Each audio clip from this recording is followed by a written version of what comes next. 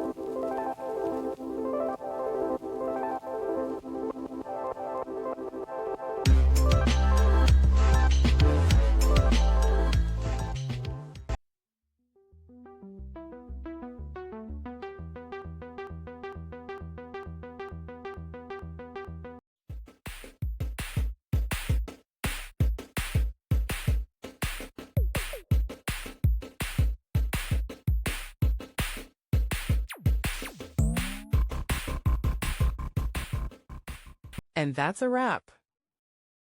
I hope you found the answer you were looking for. If you did, take a second to hit that subscribe button. It really helps out. And let me know in the comments which solution worked best for you. See you next time in the debug zone.